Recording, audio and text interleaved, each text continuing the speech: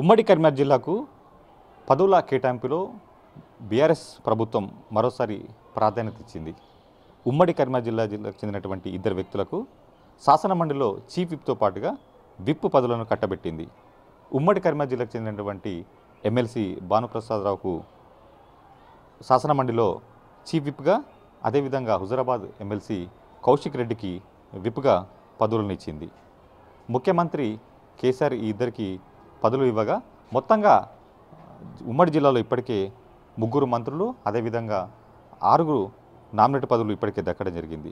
మొత్తంగా ఒకసారి మనం ఉమ్మడి కరీంనగర్ జిల్లాకు పదవులను కనుక పరిశీలిస్తే తెలంగాణ రాష్ట్రంలో ఇతర ఏ జిల్లాలకు లేనటువంటి ప్రాధాన్యత ఇక్కడ ఇస్తున్నట్టు మనకు స్పష్టమవుతుంది. ఉద్యమకాలం నుంచి కూడా కరీంనగర్ జిల్లాకు ఒక గుర్తింపు ఉంది. ఎందుకంటే ఇక్కడే 2001లో సీఎం కేసీఆర్ సింహగర్జన పేరిట కూడా ఒక సభ నిర్వహించడం జరిగింది. ఆ తర్వాత ఉద్యమంలో కూడా కరీంనగర్ కీలక పాత్ర పోషించింది. తెలంగాణ రాష్ట్ర ఏర్పాటు తర్వాత కూడా ఇక్కడ చెందినటువంటి నేతలకు కూడా సీఎం కేసీఆర్ ముఖ్యమైనటువంటి బాధ్యతలు అప్పగించడం జరిగింది. ఆ తర్వాత ప్రభుత్వంలో కూడా కీలకమైనటువంటి పదవులు ఇవ్వడం జరిగింది. జిల్లాకు చెందినటువంటి 3 మంత్రి పదవులతో పాటుగా 6 నామినేటెడ్ పదవులు ఇప్పటికీ ఇవ్వడం జరిగింది. 2 ఎమ్మెల్సీ పదవులు కూడా ఇవ్వడం జరిగింది. ఒక్కసారి కనుక మనం జిల్లాల వారీగా పరిశీలిస్తే ఉమ్మడి కరీంనగర్ జిల్లా ఉన్నటువంటి కరీంనగర్ జిల్లాకు చెందినటువంటి కరీంనగర్ నియోజకవర్గం ఎమ్మెల్యే గంగుల కమలాకర్ రాష్ట్ర బీసీ సంక్షేమ శాఖ, అదేవిధంగా రాష్ట్ర పౌర శాఖ మంత్రి కూడా వివరిస్తున్నారు. మరోవైపు జగిత్యాల జిల్లా ధర్మపురి నియోజకవర్గ ఎమ్మెల్యే ఉన్నటువంటి కొప్పుల ఈశ్వర్ సాంఘిక సంక్షేమ, అదేవిధంగా మైనార్టీ సంక్షేమ విభాగం మంత్రి కూడా పనిచేస్తున్నారు. సిరిసిల్ల జిల్లాలో రాష్ట్ర ఐటీ శాఖ మంత్రి ఉన్నటువంటి కేటీఆర్ కూడా అక్కడి నుంచి సిరిసిల్ల నుంచి ప్రాతినిధ్యం వహిస్తున్నారు. ఈ 3 మంత్రి పదవులే కాకుండా ఉమ్మడి కరీంనగర్ జిల్లాకు దాదాపు 6 నామినేట్ పదవులు ఇవ్వడం జరిగింది. గతంలో కరీంనగర్ ఎంపీగా పనిచేసినటువంటి వినోద్ కుమార్కు ఈ ఎన్నికల్లో తర్వాత ఆయనకు కేబినెట్ హోదా కలిగినటువంటి రాష్ట్ర ప్రణాళిక సంఘం ఉపాధ్యక్ష పదవిని కూడా కట్టబెట్టింది. ఇక ఇదే జిల్లాకు చెందినటువంటి కోల దామోదర్ గుప్తాకు పోలీస్ హౌసింగ్ కార్పొరేషన్ చైర్మన్గా పదవి ఇవ్వడం జరిగింది. కరీంనగర్ జిల్లా కేంద్రానికి చెందినటువంటి మాజీ మేయర్ రవీందర్ సింగ్కు పౌర సరఫరా శాఖ కార్పొరేషన్ చైర్మన్ పదవి ఇవ్వడం జరిగింది. ఇక కరీంనగర్ జిల్లా కింద ఉన్నటువంటి మరో వ్యక్తి అనిల్ కుమార్కు కూడా ఫిలిం డెవలప్మెంట్ కార్పొరేషన్ చైర్మన్ పదవి కూడా జరిగింది. హుజరాబాద్ నియోజకవర్గం సంబంధించినటువంటి ఇద్దరు వ్యక్తులకు 2 పదవులు ఇవ్వడం జరిగింది. అందులో ఒకటి ఎస్సీ కార్పొరేషన్ చైర్మన్గా బండా శ్రీనివాస్కు పదవిని ఇవ్వగా, అదే నియోజకవర్గం చెందినటువంటి బక్లాభరణం కృష్ణమోహన్కు బీసీ కమిషన్ చైర్మన్ కూడా పదవి ఇవ్వడం. ఈ రకంగా మొత్తంగా ఉమ్మడి కరీంనగర్ జిల్లాకు సంబంధించినటువంటి 6 వ్యక్తులకు 6 కార్పొరేషన్ చైర్మన్ పదవులు ఇవ్వడం జరిగింది. ఇక ఎమ్మెల్సీగా ఇప్పటికే జగిత్యాల జిల్లా చెందినటువంటి రమణ ఎమ్మెల్సీగా ఉన్నారు. మరోవైపు హుజరాబాద్ నియోజకవర్గం చెందినటువంటి కౌశిక్ రెడ్డి ఎమ్మెల్సీగా ఉన్నారు.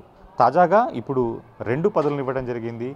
శాసన మండలిలో చీఫ్ విప్గా భానుప్రకాష్ రావుకు అవకాశం ఇవ్వగా, విప్గా కౌశిక్ రెడ్డికి అవకాశం ఇవ్వడం జరిగింది. ఈ 2 పదవులను ఇవ్వడానికి బీఆర్ఎస్ వ్యూహం ఏంటి, కేసీఆర్ ఆంతర్యం ఏంటి అని కనుక మనం ఒకసారి విశ్లేషించినట్టయితే వచ్చే ఎన్నికలను దృష్టిలో ఉంచుకొని ఈ పదవులు ఇచ్చినట్లుగా మనకు తెలుస్తుంది. వచ్చే ఎన్నికల్లో ఉమ్మడి కరీంనగర్ జిల్లాలో అన్ని నియోజకవర్గాల్లో బీఆర్ఎస్ పార్టీ క్లీన్ స్వీప్ చేయాలన్నటువంటి ఉద్దేశంతోనే ఈ పదవులు కట్టబెట్టినట్లు అర్థమవుతుందని రాజకీయ విశ్లేషకులు చెప్తున్నటువంటి మాట. ఒకసారి కనుక మనం పెద్దపల్లి జిల్లాను పరిశీలించినట్టయితే అక్కడ పెద్దపల్లి నియోజకవర్గం నుంచి దాసరి మనోహర్ రెడ్డి ఎమ్మెల్యేగా ఉన్నారు. తర్వాత రామగుండం నుంచి కొరుగంటి చందర్ ఎమ్మెల్యేగా ఉన్నారు. ఇద్దరు కూడా బీఆర్ఎస్ పార్టీకి చెందినటువంటి వారే. మరోవైపు మంతన్లో మాత్రం అక్కడ కాంగ్రెస్ పార్టీ నుంచి శ్రీధర్ బాబు ప్రాతినిధ్యం వహిస్తున్నారు.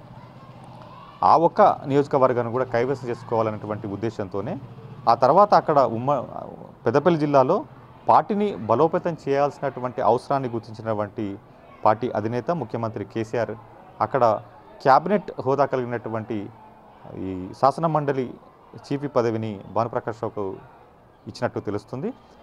మొత్తం అక్కడ పార్టీని గెలిపించే బాధ్యతలు కూడా భవిష్యత్తులో ఆయనకు అప్పగించే అవకాశాలు మాత్రం స్పష్టంగా కనిపిస్తున్నాయి. ఎందుకంటే అక్కడ కొంత పార్టీలో కొంత అసంతృప్తులు ఉన్నాయి. ఆ తర్వాత ద్వితీయ శ్రేణిలో అటు రామగుండం కావచ్చు, పెద్దపల్లిలో కావచ్చు, 2 నియోజకవర్గాల్లో కూడా కొంత అధికార పార్టీలోనే కొంత అసంతృప్తి ఉందనే మాత్రం వాస్తవం. పలు సందర్భాల్లో కూడా పలు సమావేశాలు సభల్లో కూడా ఈ యొక్క విషయం తేటతెల్లమైంది. సో అక్కడ పార్టీని గాడిన పెట్టాల్సిన అవసరాన్ని గుర్తించినటువంటి ముఖ్యమంత్రి కేసీఆర్ ఎందుకంటే మిగతా 3 ఉమ్మడి జిల్లాలో మిగతా 3 నియోజకవర్గాల్లో మంత్రులు ప్రాతినిధ్యం వహించి గెలుపు బాధ్యతలను తీసుకుంటున్నారు. ఇటు కరీంనగర్లో గంగుల కమలాకర్ కావచ్చు, సిరిసిల్లలో కేటీఆర్ కావచ్చు, జగిత్యాలలో కొప్పులీశ్వర్ కావచ్చు, మంత్రులు ఆ బాధ్యత తీసుకుంటారు. కాబట్టి పెద్దపల్లి జిల్లాలో కూడా ఆ యొక్క బాధ్యత తీసుకోవాల్సిన అవసరం ఉంది. కాబట్టి భానుప్రకాష్ రావుకు ఆ యొక్క పదవిని ఇచ్చినట్లుగా తెలుస్తుంది. ఇక మరోవైపు ఏదైతే ఎమ్మెల్సీ కౌశిక్ రెడ్డికి హుజురాబాద్ నియోజకవర్గంలో విప్ బాధ్యతలను అప్పగించే పట్ల కూడా ఇటు విశ్లేషకులు భవిష్యత్తును దృష్టిలో ఉంచుకొని ఈ పదవిని ఇచ్చినట్లుగా తెలుస్తుంది. ఎందుకంటే అక్కడ హుజురాబాద్ నియోజకవర్గంలో బీజేపీ నుంచి ఈటల రాజేందర్ ప్రాతినిధ్యం వహిస్తున్నారు. ఇప్పటికే ఆయన బీజేపీలో జాతీయ కార్యవర్గ సభ్యుడు కూడా ఉన్నాడు. గతంలో ఏదైతే 2021లో జరిగినట్టు ఉప ఎన్నికల్లో ఆయన బీజేపీ నుంచి గెలుపొందారో అక్కడ బీఆర్ఎస్ అభ్యర్థిపై మెజార్టీతో గెలిపినటువంటి నేపథ్యంలో వచ్చే ఎన్నికల్లో ఖచ్చితంగా ఆ స్థానాన్ని ఎట్టి పరిస్థితుల్లో కూడా కైవసం చేసుకోవాలని పట్టుదలతో ఉన్నటువంటి బీఆర్ఎస్ అక్కడ బలమైన అభ్యర్థి కోసం అన్వేషిస్తుంది.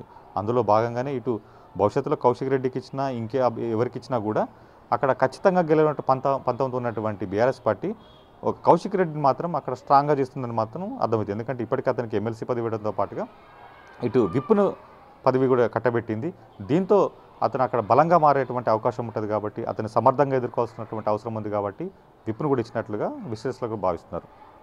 మొత్తంగా ఈ 2 పదవులను ఇవ్వటం వెనుక కూడా ఇటు రాజకీయ కారణాలు ఉన్నాయి.